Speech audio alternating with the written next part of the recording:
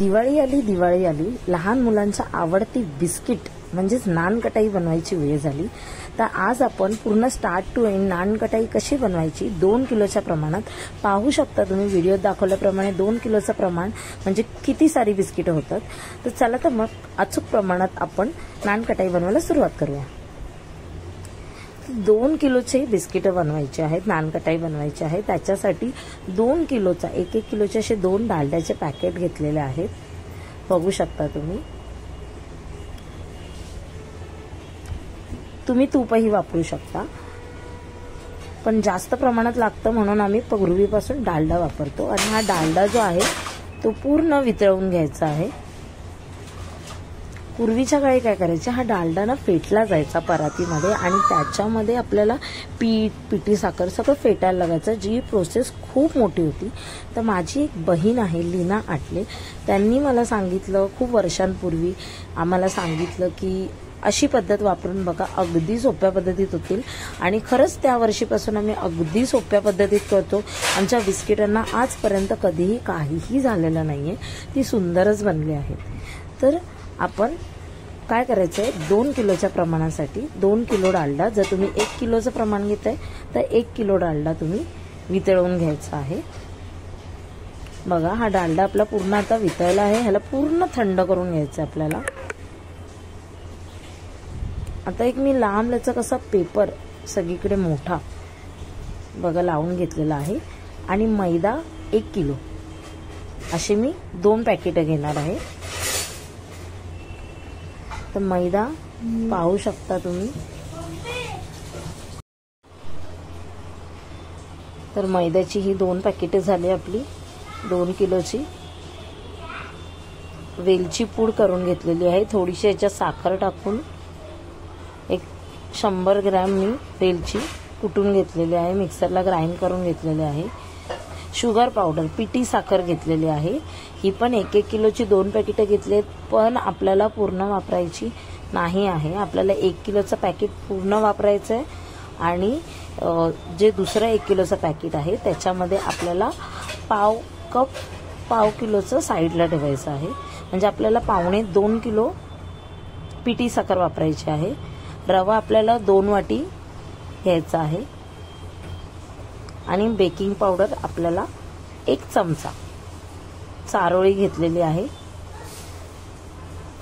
दिवाळी आली आहे, चारोळीची प्राइस बघा किती, 240 रुपये फक्त 100 ग्रॅम। बाप रे, दिवाळी महाग आहे। तर आता मैदा पूर्ण सगळे जिन्नस जे आहेत ते आपल्याला चाळूनच घ्यायचे आहेत, कारण की आपल्याला गुठळ्या नको आहे। त्याच्यामुळे मैदाही कितीही चांगला असला तरी आपल्याला चाळूनच घ्यायचा आहे। तर मी मैदा चाळून घेतलेला आहे, बघू शकता। मैदा, पिठी साखर हे सगळं चाळल्याने होतं काय, आपले जे पीठ आहे त्याच्यात गुठळ्या नाही राहत आणि ते मिक्स करायलाही व्यवस्थित जातं आणि मळायलाही व्यवस्थित जातं। तर बिस्किटांमध्ये मेन जी सोपी पद्धत म्हणजे काय आहे की आपलं जे पीठ मळणं आहे तेच महत्त्वाचं आहे। जर तुम्ही डालडा पण गरम जर मळलात तर बिस्किटं फसण्याशी, नंतर ते वितळू शकतं। त्याच्यामुळे ट्रेमध्ये लावल्यानंतर त्याच्यामुळे पूर्ण डालडा थंड झाला कीच आपल्याला पुढे मळायला घ्यायचं आहे। त्याच्यामुळे डालडा एकीकडे थंड होतोय तोपर्यंत, आणि डालडा थंड व्हायला किमान अर्धा ते पाऊण तास जातोच। त्याच्यामुळे अर्धा ते पाऊण तासात तुम्ही बाकी जे आहे ते तुम्ही तयार करून ठेवू शकता। तर आता घेतलेला आहे पिठी साखर। पिठी साखर तर आवर्जून आपल्याला चाळायचीच आहे, कारण की त्याच्यामध्ये गुठळ्या असतातच किंवा हलकीशी साखर ही असते, त्याच्यामुळे पिठी साखर ही आपल्याला चाळूनच घ्यायची। तर ह्याच्यामध्ये मी टोटल 1 किलोचं पूर्ण पॅकेट वापरलेलं आहे आणि दुसऱ्या 1 किलोमध्ये मी जवळपास 700 ग्रॅम पिठी साखर घेतलेली आहे। असं करून मी पूर्ण पिठी साखरही चाळून घेतलेली आहे। तुम्हाला आता कळलं असेल की मी पेपर असे पसरवून का ठेवलेले, कारण की हे पीठ भरपूर प्रमाणात होतं आणि ते जेव्हा आपण सगळे जिन्नस मिक्स करणार तेव्हा बाहेर पडायची शक्यता असते आणि हे परातीत पॉसिबल नसतं। त्याच्यामुळे मी असं पेपरामध्ये पेपर सगळे पसरवून केलेलं आहे। आता बघा मी एवढे सगळं पिठी साखर हे केलं आणि एवढी बघा, एवढी फक्त पाव किलो एवढी माझी पिठी साखर उरलेली आहे आणि ती मी साईडला ठेवली। पाहू शकता ह्यामध्ये थोड्या थोड्या गुठळ्या मिळालेल्या त्याही आणि साखरही मिळालेली ती मी साईडला काढून ठेवलेली आहे। आता आपल्याला टाकायचे आहे रवा। रवा मी अंदाजाने टाकलेला आहे, पण बघा पाव किलो एवढाच रवा घेतलेला आहे, म्हणजे साधारण 2 वाटी पकडा। आणि आता मी टाकते वेलची पावडर। वेलची पावडर ही जेवढी कुठली तेवढी मी सगळी टाकणार आहे, कारण की एवढ्या मैद्याला त्याचा फ्लेवर आला पाहिजे, त्यामुळे बघू शकता सगळीकडे पसरवून टाकलेली आहे। आणि ती मी एक वाटीच्या साखरमध्ये ग्राइंड केलेली आहे। 1 वाटी साखर त्यात फक्त होती। आणि त्याची सुद्धा एक ट्रिक आहे, बेकिंग सोडा टाकलेला आहे, साधारण 2 मोठे चमचे टाकलेले आहे मी बेकिंग सोडा। आणि आता हे सगळे जिन्नस जे आहे ते मिक्स करून घ्यायचे आहे। वेलची कुटण्यासाठी पण एक सोपी ट्रिक आहे की वेलची थोडीशी तुम्हाला तव्यावर गरम करून घ्यायची आणि मग ती मिक्सरला ग्राइंड करायची, जेणेकरून ती पटकन वाटली जाते। तर ही एक सोपी ट्रिक आहे वेलची पावडर बनवण्यासाठी। तर हे जिन्नस जे आहे ते सगळ्या बाजूने व्यवस्थित असे आपल्याला मिक्स करून घ्यायचे आहे। पाहू शकता पटापट असं मिक्स करून घेतलेलं आहे जिन्नस। आणि आता आपलं डालडा ही जो आहे तो बघा छान असा थंड झालेला आहे, त्याच्यामुळे मी पीठ थोडं थोडं घेऊन आता मळणार आहे। आणि अजून एक सांगू इच्छिते, आता आमच्याकडे पूर्वीपासून ॲल्युमिनियमची परात आहे, पण शक्यतो तुम्ही स्टीलची परात यूज करा, कारण की ॲल्युमिनियमच्या परातीत जेव्हा आपण मळतो तेव्हा पिठाचा कलर हा चेंज होतो, थोडासा त्याला जो सफेद कलर असतो तो थोडासा काळपट कलर येतो। त्याच्यामुळे ॲल्युमिनियमची परात वापरण्याऐवजी तुम्ही स्टीलची परात वापरा। आणि माझी आई आणि मी खूप वर्षापासून ही नानकटाई बनवतो, त्याच्यामुळे ह्याच्यावर आमचा हात खूप चांगला बसलेला आहे। म्हणजे अगदी आम्हाला झोपेतनं उठवून मी सांगितलं की नानकटाई बनवायची, तर आम्ही आरामात बनवू शकतो असं। आणि जरी तुम्ही पहिल्यांदा बनवत असाल तर अचूक प्रमाण, कोणत्याही पदार्थाला अचूक प्रमाण जर असेल तर चव ही चांगलीच होते। त्याच्यामुळे प्रमाण हे अचूक असणं खूप गरजेचं आहे। ह्याच्यामध्ये पिठी साखर जास्त घेऊनही चालत नाही, त्यामुळे समप्रमाणात पिठी साखर घेऊ नका। जेवढं तुमचं पीठ असेल त्याच्या पाव किलो कमीच घ्यायचं आहे आपल्याला। तुम्ही पीठ जेव्हा जिन्नस मिक्स करता तेव्हा तुम्ही चाखून बघू शकता की जर गोडवा आला नसेल तर तुम्ही पिठी साखर ॲड करा, अदरवाईज पिठी साखर ॲड करायची गरज नाही। तर व्यवस्थित असं मळून घ्यायचं आहे। हीच प्रोसिजर मेन आहे बिस्किट करताना। तुम्ही जे मळता पीठ, जर तुम्ही जास्त डालडा वापरत गेलात तर पीठ खूपच सैल होतं, खूप सैल होतं पीठ जर तुम्ही जास्त डालडा वापरता। कमी डालडा, जेवढ्या कमीत कमी डालड्यामध्ये तुम्ही हे पीठ मळणार तेवढं ते पीठ चांगलं येणार। आणि जर तुम्हाला वाटलं मळतानाच की खूप असं पातळ झालं तर त्याच्यामध्ये नंतर लास्टला तुम्ही सुकं पीठ घेऊन ॲड करत मळू शकता, पण अगदी सैल हे करू नका, मळू नका।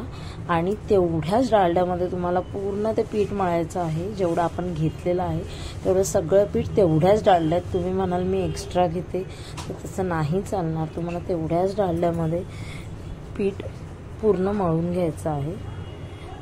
आणि पीठ हे नंतर साईडला ठेवायचं, थोडं मळून साईडला ठेवायचं, जसं आपण वड्यांना करतो, थोडं करून साईडला ठेवायचं आणि नंतर ते हळूहळू पीठ कडक होत जातं, मग थोडं मळून त्याचे बिस्किटांचे गोळे करायचे आहेत। आता बघा 1 राऊंड करायला मला भरपूर वेळ गेला, कारण की ह्याला खूप वेळ लागतो। मळण्याची प्रोसिजर मेन आहे की तुम्ही जेवढं जोर लावून आणि चांगलं मळणार आणि कमीत कमी डालड्यात मळणार तेवढं ते बिस्किटं खूप चांगले होणार.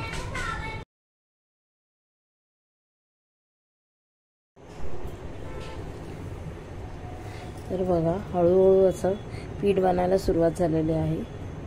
तर आपल्याला मळून घ्यायचं आहे चांगलं.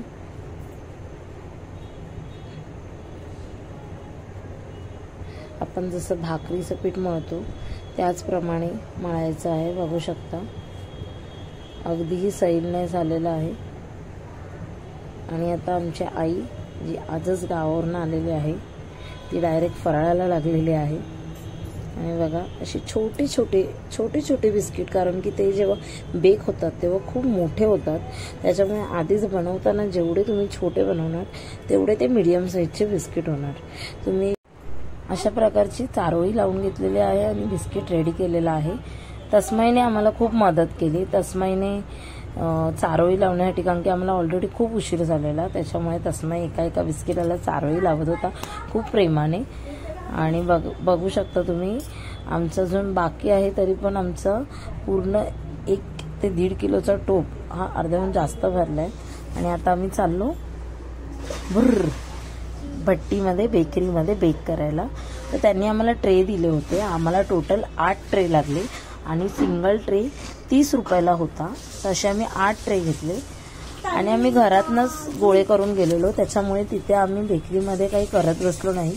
पण बघू शकता तुम्ही किती छोटे साईजचे आम्ही बिस्किटं केलेत. इथे बघा बेकरी अतिशय स्वच्छ वाटली मला. तर या बेकरीमध्ये जनरली पावाचे ऑर्डर खूपच जास्त असतात. संध्याकाळ झाली की सगळे जे होलसेलर आहेत किंवा जे पाववाले आहेत बेकरीवाले ते इकडे भट्टीमध्येच येतात घेण्यासाठी. हे बघा हे दादा चेक करतात की बिस्किटं झालेली की नाही, जे आमच्या अगोदर ज्यांची बिस्किटं होती. तर बघू शकता ह्यांची बिस्किटं जे अगोदर लावलेली ती किती मोठी झालेली आहेत, कारण की त्यांनी साईजमध्येच मोठी वळलेली होती, त्याच्यामुळे तुम्ही अतिशय छोटी करा. इथे दादांना मी विचारलं की त्यांची भट्टी किती वेळ चालू असते, तर ते आम्हाला बोलले की त्यांची भट्टी 24 तास चालू असते, म्हणजे त्यांचं कामच चालू असतं हे पावाचं. शक्यतो जनरली पावाचं जास्त ऑर्डर्स असतात. आता दिवाळीमुळे बिस्किटांच्या ऑर्डर जास्त आहे. तर इथे आमचे ट्रे रेडी झालेले आहेत. बघू शकता 8 ट्रे लागले टोटल आम्हाला. आणि दादा आम्हाला नंबर जो त्यांनी दिलेला ते त्यांनी चिटमध्ये टाकून ट्रेमध्ये ठेवलेला आहे, जेणेकरून बिस्किटं एक्सचेंज नाही झाली पाहिजेत. बघू शकता त्यांनी प्रत्येक ट्रेमध्ये एक चिठ्ठी टाकलेली आहे नंबरची, ज्याच्यामध्ये छोट्या याच्यात नंबर लिहिला आहे. पण मला ही पद्धत नाही आवडली, कारण की पूर्वी आम्ही जिथे जायचो तिथे ट्रेवर नंबर टाकला जायचा. इथे ही शाई लागायची भीती होती, पण त्यांनी पूर्ण खाली ठेवल्यामुळे असं काही झालं नाही. आणि हे ट्रे आता आपले आत चाललेले आहेत.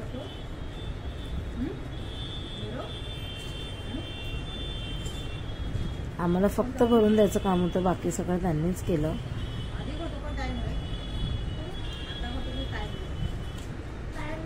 बघा त्यांनी ठेवून दिलेले आहेत, म्हणजे अगोदरच्या भट्टीतली जेव्हा बिस्किट बाहेर येणार तेव्हा ही बिस्किट. आणि ही बिस्किटं आपली झालेली आहेत रेडी, बघू शकता. आणि मधल्या ब्रेकमध्ये आम्ही आईस्क्रीम खाल्लेला आहे. बघू शकता तस्मै कसा आवडीनं आईस्क्रीम खातोय. खूप मदत केली त्यांनी म्हणून त्याला आईस्क्रीम दिलेलं आहे. आणि ही आपली बिस्किटं बघा किती लहान बिस्किटं होती, तरी पण ती फुलून एकमेकांना चिटकलेली आहेत. म्हणजे विचार करा, आपल्याला जेवढी लहान वळता येतील तेवढी लहान बिस्किटं. आपली नानकटाई ही तयार झालेली आहे आणि खूप सुंदर असा त्याला कलर आलेला आहे. बघू शकता सगळ्यांना अगदी सेम कलर आलेला आहे.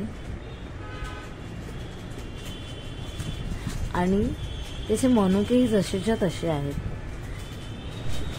तर बघू शकता ही बिस्किटं जी आहे ती खालच्या साईडने अजिबात करपलेली नाही आहेत. एकदम परफेक्ट आणि इक्वली अशी छान बिस्किटं झालेली आहेत. तर सगळ्यांना आमच्याकडून हॅपी दिवाळी. माझा व्हिडिओ जर तुम्हाला आवडला असेल तर नक्की मला कमेंट करा. काही सजेशन असेल तरी कमेंट करा. व्हिडिओ आवडला असेल तर लाईक करायला विसरू नका. चॅनलवर नवीन असाल तर मला सबस्क्राईब करायला विसरू नका. आणि माझ्याकडून, तस्मयकडून आणि माझ्या आईकडून आणि सगळ्यांकडून तुम्हाला हॅपी दिवाळी.